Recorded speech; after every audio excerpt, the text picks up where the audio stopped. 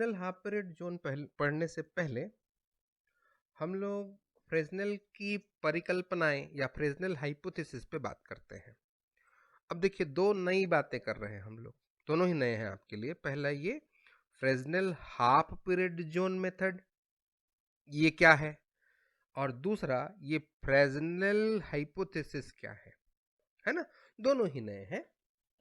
Actual में ये Fresnel half period zone कहिए तो एक्चुअल में ये एक मेथड है जिससे आप लोग डिफ्रैक्शन को एक्सप्लेन करते हैं।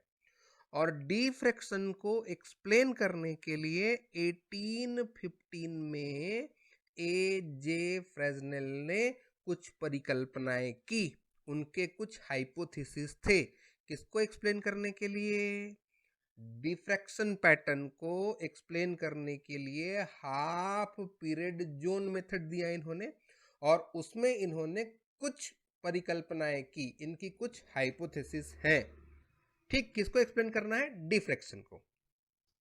तो परिकल्पनाओं के बारे में जानने से पहले हम लोग एक काम कर लेते हैं कि वास्तव में ये जो डिफ्रैक्शन क्या रहा या क्या होता है। दूसरा इंपॉर्टेंट चीज, डिफ्रैक्शन कितने होते हैं। तीसरा इंपॉर्टेंट चीज, हाइगन प्रिंसिपल क्या है। और चौथा इंपॉर्टेंट चीज, वेव फ्रंट क्या होते हैं और कितने प्रकार के होते हैं। देखिए, 12th के ऑप्टिक्स के चैप्टर में अगर आप जाते हैं तो वेव ऑप्टिक्स में आपने हाइगन प्रिंसिपल पढ़ा है, और हाइगन प्रिंसिपल के बाद आपने वेवलेट के बारे में भी बात की थी, वेव फ्रंट के बारे में। वेव फ्रंट क्या होता है, एक ऐसा सरफेस होता है, एक ऐसा तल होता है जिसके सारे पार्टिकल सेम फेस में होते हैं, सब के सब कण समान कला में होते हैं। तो ये देखिए, अब अगला होता है डिफ्रैक्शन क्या है। तो सबसे पहले तो मेरा ये है कि आप ये वीडियो कंटिन्यू करने से पहले अपने 12th के बुक से हाइगन प्रिंसिपल और वेव फ्रंट को एक बार देख के आ जाइए। ठीक, चलिए, अब आपने देख लिया होगा तो हम थोड़ा सा डिस्कशन करते हैं इस टॉपिक के ऊपर, विवर्तन के ऊपर, डिफ्रैक्शन के ऊपर। अगर आप सिंपली मेरे से पूछेंगे विवर्तन क्या है, तो मैं कहूंगा ये आपके वेव का एक जनरल प्रॉपर्टी है। ये जो विवर्तन है वो किसी भी तरंग मतलब यांत्रिक तरंग यानी कि मैकेनिकल, और इलेक्ट्रोमैग्नेटिक वेव यांत्रिक तरंग या विद्युत चुंबकीय तरंग का एक जनरल साधारण गुण होता है। कैसा गुण होता है, मुड़ने का। मुड़ना को कैसे समझ सकते हैं, जैसे यांत्रिक तरंग कहें तो एक कमरे में अगर आप बोलेंगे, एक कमरे में मैं कोई चीज बोलूंगा, उसको दूसरे कमरे का आदमी सुन लेता है। इसका मतलब क्या होगा, दरवाजे से हमारा साउंड मुड़ करके दूसरे कमरे तक जा रहा होगा, मुड़ रहा है। और ये टेंडेंसी, ये जो गुण होता है वो लाइट में भी दिखा। कंडीशन ये है कि जो ऑब्स्टेकल हैं, जो अवरोध आएंगे ना तरंग के मार्ग में, प्रकाश तरंग के मार्ग में जो अवरोध आएगा वो उस प्रकाश के तरंग दैर्ध्य की कोटि का होना चाहिए। बात समझिए आप, प्रकाश किरणें भी मुड़ती हैं। एक कमरे में बैठ के हम दूसरे कमरे के आदमी को क्यों नहीं देख पाते, क्योंकि यहां जो अवरोध आ रहा है उसका आकार प्रकाश के तरंगदैर्ध्य के आकार की तुलना में बहुत ज्यादा है। मतलब ये यहां जो ऑब्स्टेकल है वो लाइट के वेवलेंथ के ऑर्डर के नहीं है, इसलिए दूसरे कमरे का आदमी आपको दिखेगा नहीं, लेकिन वो सुन सकता है। या दूसरे कमरे का आदमी आपको देख तो नहीं पा रहा है लेकिन सुन पा रहा है। अब इसको थोड़ा सा और समझाने की कोशिश करता हूं मैं आपको। विवर्तन क्या है, डिफ्रैक्शन क्या है, इस चीज को, जैसे आपने कहा कि साउंड एक कमरे से दूसरे कमरे में सुनाई देता है तो दिखाई क्यों नहीं देता है, तो बोले अवरोध ऑर्डर का नहीं है। तो ऑर्डर का कैसे बनाए, तो फाइन स्लिट ले लीजिए। तो ये जो एक्सपेरिमेंट था लाइट के डिफ्रैक्शन का, उसको 1665 में ग्रिमाल्दी ने किया था। ग्रिमाल्दी ने सर्वप्रथम विवर्तन की खोज की। कब की, 1665 में। कैसे किया, तो उन्होंने क्या किया, एक लाइट सोर्स लिया, ये सेटअप समझ सकते हैं आप ऐसा। ये आपका एक लाइट सोर्स है, दिखा ये लाइट सोर्स, और ये एक आपने फाइन होल बना के रखा है। आप जानते हैं कि आपका प्रकाश सीधी रेखा में चलता है। सीधी रेखा में चलता है मतलब क्या? प्रकाश केवल इतने दूर तक होना चाहिए नियमानुसार, हमारे नॉलेज के हिसाब से। ये जो ब्राइट स्पॉट दिख रहा है, यहाँ तक ही प्रकाश को पहुंचना चाहिए। लेकिन इस फिगर में ध्यान से अगर आप देखें तो यहाँ से इस सेंटर ब्राइटनेस से जैसे आप बाहर की ओर जाते जाएंगे, धीरे धीरे धीरे धीरे इंटेंसिटी ऑफ लाइट कम हो रहा है और उसके बाद अंधेरा हो गया है। इसका मतलब क्या? आपका ये प्रकाश इस अवरोध के, इस ऑब्स्टिकल के किनारे से बेंड होकर के यहां पर पहुंच गया है, इधर। ठीक है, यही विवर्तन है। इसको इस तरीके से देखें आप तो ये समझ में आएगा। ये देखिए, ये सेंटर ब्राइट है, मैंने इसी को बाहर निकाल दिया, और उसके बाद देखिए इंटेंसिटी थोड़ा कम हुआ, और कम हुआ, और कम हुआ, और कम हुआ, और गायब हो गया। मतलब तीव्रता लगातार घटते जा रही है। नियमानुसार तो प्रकाश को यहाँ आना चाहिए ना। अगर आपका लाइट स्ट्रेट लाइन पे ट्रेवल करता है तो केवल प्रकाश कहाँ पे दिखना चाहिए था? इस रीजन पे, इधर जाना ही नहीं चाहिए था। तो ग्रिमाल्दी ने ये सोचा कि यहाँ जो ये लाइट बेंड हो जा रहा है, लाइट बेंड हो जा रहा है, या ये कहिए प्रकाश का सरल रेखीय मार्ग में विचलन है ना, deviation of light from its property to travel in a straight line, ये डिफ्रैक्शन है। मतलब क्या? प्रकाश के अपने सीधी रेखा में चलने या गमन के विचलन को, ठीक है ना, प्रकाश का सरल रेखीय मार्ग से विचलन ही विवर्तन कहलाता है। क्लियर है बात? क्लियर हुआ? अब 1665 में इस एक्सपेरिमेंट के थ्रू डिफ्रैक्शन को ग्रिमाल्दी सर ने तो दिखा दिया। अब इसको एक्सप्लेन नहीं किए हैं वो कि भैया ऐसा हो क्यों रहा है, ये पैटर्न कैसे आ रहे हैं। ये जो कि व्यतिकरण नहीं है। व्यतिकरण होता तो आप लोग को पता है अल्टरनेट डार्क और ब्राइट फ्रिंजेस बनते हैं और उनका वेट एक समान होता है और इंटेंसिटी भी अल्टरनेट होते हैं एक से। यहाँ नहीं है, इंटेंसिटी देखिए धीरे धीरे कम होते होते खत्म हो गया है। अब एक बात और भी समझ में आया कि ये लाइट सोर्स और ये जो स्क्रीन है जिस पर ये पैटर्न बना है, इन दोनों के दूरी के आधार पर विवर्तन दो तरीके के होते हैं। मतलब डिफ्रैक्शन आपके पास दो हो गए। एक डिफ्रैक्शन है, उस डिफ्रैक्शन को आपने नाम दिया है, एक डिफ्रैक्शन है उसको हम लोग कहते हैं फ्रेजनल डिफ्रैक्शन, और दूसरा होता है फ्राउनहोफर डिफ्रैक्शन। फ्रेजनल डिफ्रैक्शन क्या है? देखिए, फ्रेजनल डिफ्रैक्शन क्या होता है? तो फ्रेजनल डिफ्रैक्शन में ये जो लाइट सोर्स है और आपका ये स्क्रीन, यानी कि प्रकाश स्रोत अथवा पर्दा, या दोनों। देखिए मैं क्या बोल रहा हूं, फ्रेजनल डिफ्रैक्शन में प्रकाश स्रोत और ये पर्दा जिस पे ये पैटर्न दिख रहा है, प्रकाश स्रोत अथवा पर्दा या दोनों इस अवरोध से फाइनाइट दूरी पर होते हैं, परिमित दूरी पर होते हैं। लेकिन यदि हम ये कहें कि ये जो प्रकाश स्रोत तथा पर्दा, ध्यान दीजिए ना, प्रकाश स्रोत और पर्दा अगर इस अवरोध से इनफाइनाइट दूरी पर रहें तो वहां फ्राउनहोफर डिफ्रैक्शन होगा। क्लियर है? अगर इस अवरोध से लाइट सोर्स, पर्दा, दोनों में से कोई एक या दोनों अगर फाइनाइट डिस्टेंस पे है तो फ्रेजनल डिफ्रैक्शन है, और अगर इस अवरोध से ये दोनों इनफाइनाइट डिस्टेंस पे हैं तो वो फ्राउनहोफर डिफ्रैक्शन होता है। एक बात और समझ लीजिए, फ्रेजनल डिफ्रैक्शन में ये जो तरंग आपका आपतित हो रहा है, फ्रेजनल डिफ्रैक्शन पे ये जो इंसिडेंट वेव फ्रंट है, ये प्लेन हो सकता है, स्फेरिकल हो सकता है, सिलिंड्रिकल हो सकता है, लेकिन फ्राउनहोफर में ऑलवेज प्लेन वेव फ्रंट ही होते हैं। क्यों? क्योंकि ये जो लाइट सोर्स है आपके इस ऑब्स्टेकल से, अवरोध से अनंत दूरी पर है, तो अनंत से आप स्फीयर को देखेंगे तो भी समतल दिखेगा, सिलेंडर को देखेंगे तो भी समतल दिखेगा, और समतल तो समतल है। ठीक, क्लियर है बात? यहां तक आप समझ गए कि डिफ्रेक्शन क्या है, कितने प्रकार के होते हैं। लेकिन अभी तक आपने ये नहीं समझा कि ऐसा होता क्यों है। इसके लिए 1815 में कौन आ गए?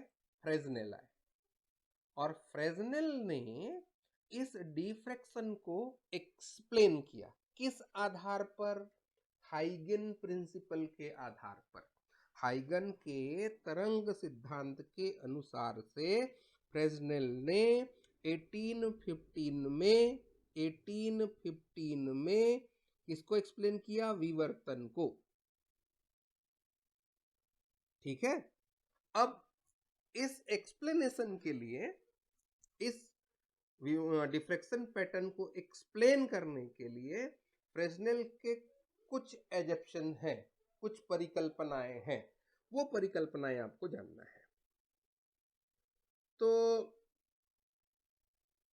उनका पहला एजप्शन ये था कि एक्चुअल में आप लोग अभी हाइगन प्रिंसिपल तो पढ़ लिए हैं, तो उनका कहना ये था कि आपका जो तरंगाग्र है ना, ऐसा नहीं, इसको ऐसा समझिए, ये जो वेव फ्रंट बनता है ना, ये जो वेव फ्रंट है, उसके लिए फ्रेस्नेल का ये कहना था कि आपका ये वेव फ्रंट अनेक छोटे छोटे एरियाओं से मिलके बने रहते हैं, छोटे छोटे क्षेत्र होते हैं इसमें। क्या कहना था इनका? आपका ये जो तरंगाग्र है ना, ये छोटे छोटे क्षेत्रफलों में, छोटे छोटे क्षेत्रफलों में विभाजित होते हैं। ठीक है, और ये जो प्रत्येक क्षेत्र होता है उसको कटिबंध यानी कि स्ट्रिप और जोन कहते हैं। देखिए क्या कहा फ्रेस्नेल ने? फ्रेस्नेल के हिसाब से आपका ये जो गिवन वेव फ्रंट है, गिवन वेव फ्रंट है, उसको छोटे छोटे क्षेत्र में विभाजित करना है, छोटे छोटे एरिया में इसको डिवाइड करना है। और ये जो छोटे छोटे एरिया में जिस आप वेव फ्रंट को जो डिवाइड कर रहे हैं, उस एरिया को ही जोन कहते हैं या कटिबंध कहते हैं। ठीक है, इसे कटिबंध कहते हैं। अब आप मेरे से पूछेंगे कि कोई भी एरिया बना दें, तो नहीं, उन्होंने कहा कोई भी एरिया नहीं बनाएंगे आप। एरिया कैसे बनाएंगे आप?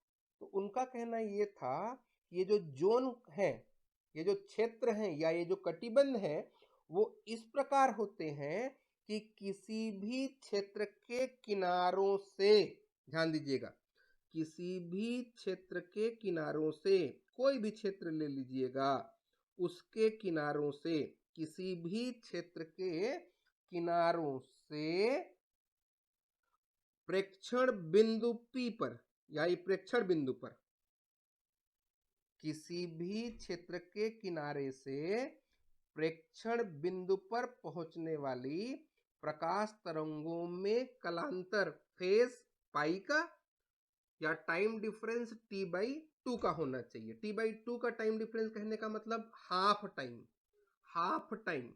इसलिए इसलिए ये जो जोन है ना, ये जो जोन बना रहे हैं आप, उसको आपने कहा हाफ पीरियड जोन।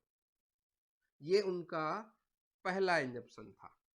क्या इंजप्शन है? उनका कहना है आपके लिए जो ये गिवन वेव फ्रंट होता है, उसको क्या करो आप, स्मॉल एरिया एलिमेंट में डिवाइड कर दीजिए, और इस तरीके से डिवाइड कीजिएगा कि किसी भी वेव फ्रंट के कॉर्नर से इस बिंदु तक पहुंचने वाले, इस बिंदु तक पहुंचने वाली प्रकाश तरंगों में पाई का कलांतर या T/2 का समयांतर होना चाहिए।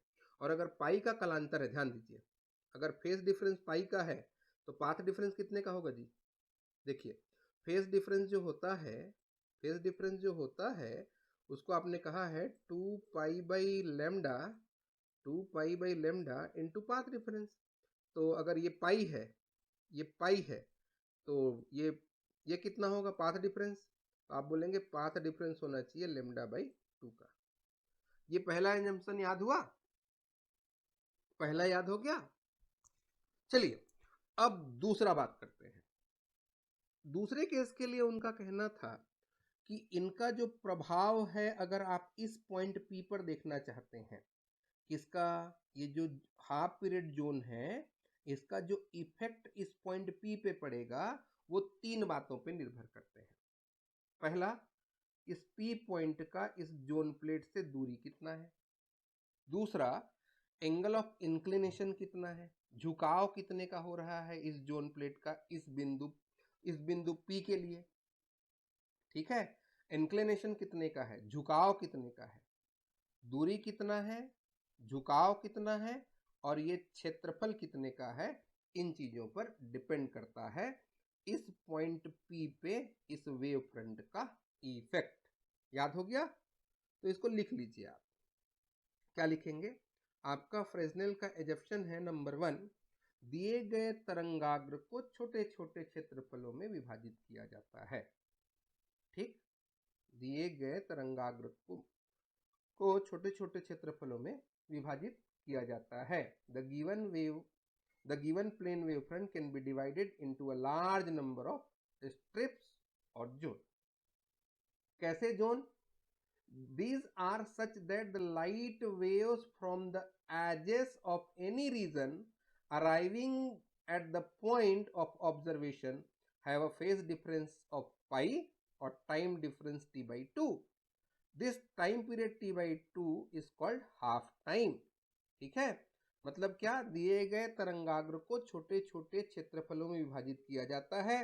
प्रत्येक क्षेत्रफल को कटिबंध या जोन कहते हैं। यह जोन इस प्रकार लेते हैं या इस प्रकार होते हैं कि किसी भी क्षेत्र के किनारों से प्रेक्षण बिंदु पर पहुंचने वाली प्रकाश तरंगों में कालांतर पाई या समयांतर t/2 अर्थात अर्धकाल होता है। और ये जो छोटे छोटे क्षेत्रफल है उसे ही अर्धकाल जोन कहते हैं। और ये जो अर्धकाल जोन होते हैं ना, ये act as a source of secondary wavelet, ये द्वितीयक तरंगिकाओं के स्रोत की भांति कार्य करते हैं। ये पहला इंजप्शन। क्लियर है, क्लियर है।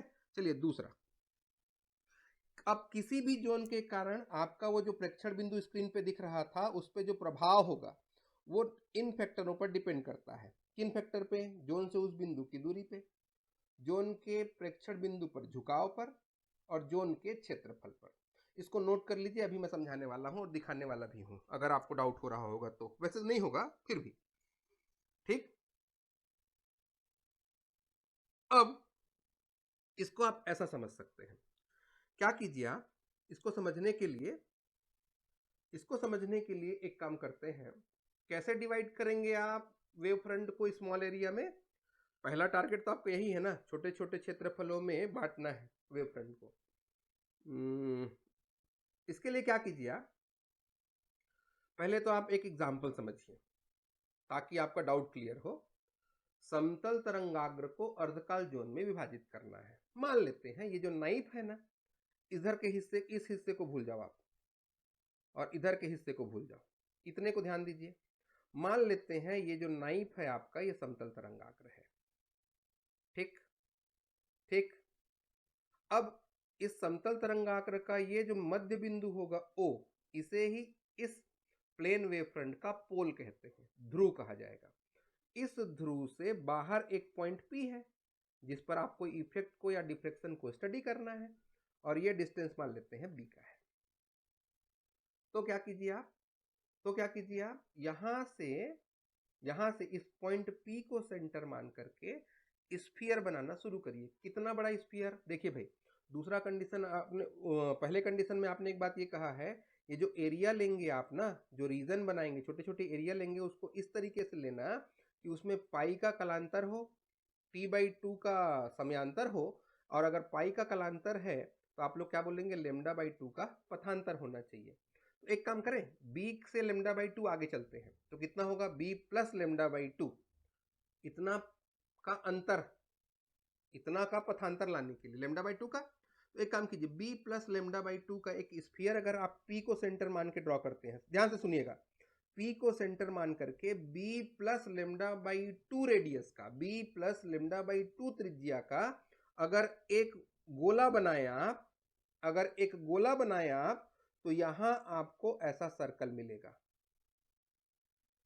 यहां केंद्र मान करके अगर एक गोला बनाएंगे तो यहां आपको एक सर्कल मिलेगा। डाउट हो रहा है? देखिए, इसको आप फिर से समझिए। मैंने क्या कहा? मैंने कहा कि इतने को आप मान लेते हैं, ये प्लेन वेव फ्रंट है, मान लिया। और यहां से, यहां सेंटर से यहां पॉइंट P लीजिए और P को मान करके गोला, गोला दिखाऊं? ये पोटैटो को देखिए, ये पोटैटो है, ये गोला है, और ये मान लेते हैं आपका यहाँ, ये इसके अंदर, आलू के अंदर जाएंगे, पोटैटो के अंदर जाएंगे, तो ये P है, उसको सेंटर मान करके आपने एक स्फीयर बना दिया। और अगर ये स्फीयर इस चाकू के ऊपर गिरेगा तो मान लेते हैं यहाँ से ऐसे कटा, ऐसे कटेगा ना, P यहाँ है इसलिए, तो ये वाला एरिया यहाँ कटा, कटेगा तो इसके ऊपर कैसा फेस बनेगा? देखिए तो, अगर ये ट्रांसपेरेंट रहा तो कैसा फेस बनेगा? ये ऐसा। क्लियर है? एक गोला और बनाइए, मतलब एक स्फीयर और बनाइए, एक पोटैटो और लीजिए जिसका रेडियस इससे भी ज्यादा। अब जब ये फिर इस पर गिरेगा तो क्या होगा? एक इंटरफेस इसके ऊपर और बनेगा, ऐसा थोड़ा बड़ा। एक स्फीयर और बनाइए, या एक पोटैटो और लीजिए जिसका रेडियस इससे भी बड़ा हो, तो एक रेडियस और बना, सॉरी एक सर्कल और दिखेगा। और बड़ा ले लेंगे तो और बड़ा बनेगा, और बड़ा ले लेंगे तो और बड़ा बनेगा। खास बात क्या है? खास बात ये है कि अगर आप इसका, ये वाला पॉइंट से और ये P पॉइंट से अगर डिस्टेंस देखें तो ये तो आपके स्फीयर का सरफेस है ना, सरफेस का P पॉइंट से डिस्टेंस कितना लिया है पहली बार में आपने? b प्लस लेमडा बाई 2 का लिया। थोड़ा बड़ा वाला स्फीयर लिया था तो कितना होगा? b plus 2 lambda by 2। थोड़ा और बड़ा लिया तो कितना लिया? b plus 3 lambda by 2। थोड़ा और बड़ा लिया तो कितना लिया? b plus n lambda by 2। इसका मतलब देखिए, इसके और इसके बीच में कितने का पाथ डिफरेंस है? Lambda by 2। तो फेस डिफरेंस कितने का आएगा? पाई का। और टाइम डिफरेंस कितने का होगा? t बाई 2 का। क्लियर है बात? कैसे बांटना है आपको समझ में आया? चलिए, ऐसा बनाना नहीं है आपको डायग्राम, डायग्राम कुछ ऐसा बनेगा। ये है प्लेन वेव फ्रंट ABCD, नाम लिख लीजिए। इस ABCD के, इस ABCD के इसके पोल O से एक ऑब्जर्विंग पॉइंट P ले लीजिए जिस पर आपको डिफ्रेक्शन पैटर्न स्टडी करना है, और ये जो डिस्टेंस है वो मान लेते हैं B है। अब क्या करेंगे? इस प्लेन वेव फ्रंट को छोटे छोटे एरिया में डिवाइड करने के लिए P को सेंटर लेकर के, P को केंद्र मान करके b प्लस लेमडा बाई 2 का एक गोला खींचिए, b plus lambda by 2 radius का एक स्फीयर ड्रॉ कीजिए, तो आपके इस वेव फ्रंट पे एक सर्कुलर इंटरफेस दिखेगा।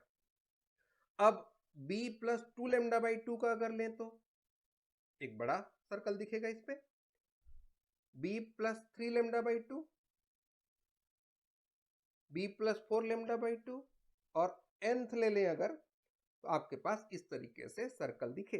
अब बताइए, इस पॉइंट से इस पॉइंट तक की दूरी कितनी है? b plus lambda by 2। देखिए, यहां से लेकर के यहां तक इसका नाम दे दीजिए m1। तो m1p कितने का है? m1p है b प्लस लेमडा बाई 2 का। इसी तरीके से आगे गए तो ये क्या है? m2p कितने का होगा? b plus 2 lambda by 2। इसी तरीके से तीसरा, इसी तरीके से चौथा, इसी तरीके से पांचवा, इसी तरीके से nth वाला है, मान लेते हैं ये nth नंबर का है। तो mnp इक्वल टू कितना होगा? b plus n lambda by 2 का हुआ। अब अगर मैं इधर को छोड़ के इस प्लेन वेव फ्रंट की बात करूं तो आप बोलेंगे यहाँ कोसेंट्रिक सर्कल्स बन गए हैं, और इस पहले वाले सर्कल का रेडियस OM1 है, दूसरे वाले का OM2 है, तीसरे वाले का OM3 है, चौथे वाले का OM4 है, पांचवे वाले का OM5 है, और nth वाले का OMN है। बात क्लियर है? क्लियर है? यहां से इस तरीके से आपने क्या कर दिया? आपने क्या कर दिया? अपने इस प्लेन फ्रंट को छोटे छोटे सर्कल्स में डिवाइड कर दिया। तो ये पहले सर्कल के अंदर का जो ये रीजन है ना, पहले सर्कल के अंदर का जो रीजन है ना, इसको फर्स्ट हाफ पीरियड जोन बोलते हैं। इसको क्या बोलेंगे आप? First half period zone. पहले वाले सर्कल के अंदर का जो क्षेत्र है उसको आप लोग क्या बोलेंगे? First half period zone. Clear है? अब इसी तरीके से ये पहले वाले सर्कल और ये दूसरे वाले सर्कल के बीच का ये जो एरिया है इसको बोलते हैं सेकेंड हाफ पीरियड जोन। और सेकेंड और थर्ड के बीच का जो है वो क्या हो जाएगा? देखिए, ये हुआ फर्स्ट, ये हुआ सेकेंड और इसके बीच का, ये हुआ थर्ड M3 और M2 के बीच का। उसी तरीके से फोर्थ कैसे निकलेगा? M4 और M3 के बीच का। और nth कैसे निकलेगा जी? Mn और Mn-1 सर्कल के बीच का जो एरिया रहेगा उसको हम लोग nth जोन बोलेंगे। क्या क्या बोला मैं समझ में आया? ये तो पहला हुआ। दूसरा मतलब क्या? दूसरा माइनस पहला सर्कल का एरिया, दूसरा सर्कल का एरिया माइनस पहले सर्कल का एरिया। ठीक है? इसकी बात करें अगर थर्ड की तो थर्ड में क्या बोलेंगे? इसका थर्ड वाले सर्कल का एरिया माइनस सेकेंड वाले सर्कल का एरिया। इसी तरीके से अगर मैं nth जोन की बात करूं तो आप बोलेंगे nth zone is equal to the area of nth circular zone या nth zone minus n-1 zone. Clear है? तो आपने आज के लेक्चर पे क्या समझा? फ्रेस्नेल ने 1815 में डिफ्रैक्शन को एक्सप्लेन किया और उसके लिए उन्होंने अपने कुछ हाइपोथेसिस दिए और वो हाइपोथेसिस ये हैं। अब इस हाइपोथेसिस के बेस पे हम लोग फ्रेस्नेल हाफ जोन मेथड पे बात करेंगे। किस पे बात करेंगे? फ्रेस्नेल हाफ जोन मेथड पे बात करने वाले हैं। क्या क्या पढ़ना है आपको? आपको पढ़ना है हाइगन प्रिंसिपल क्या है, नोट कर लिया? वेव फ्रंट क्या है, डिफ्रैक्शन क्या है, टाइप्स ऑफ डिफ्रैक्शन क्या है, और मोस्ट इंपॉर्टेंट फ्रेस्नेल एंजप्शन क्या है, फ्रेस्नेल हाइपोथेसिस क्या है, उसको देख लीजिए। और ये भी याद रखिएगा कि आपने अपने प्लेन वेव फ्रंट को किस तरीके से इस सर्कल में डिवाइड किया है। कैसे किया? तो P को सेंटर लेकर के आपने गोला बनाया है, स्फीयर ड्रॉ किया है और उस स्फीयर के लिए आपको वेव फ्रंट पे सर्कल दिख रहे हैं। क्लियर है? इसी डायग्राम के बेस पे हम लोग बात करेंगे फ्रेस्नेल की अर्धकाल जोन विधि, फ्रेस्नेल्स हाफ पीरियड जोन मेथड पे। ठीक? Thank you.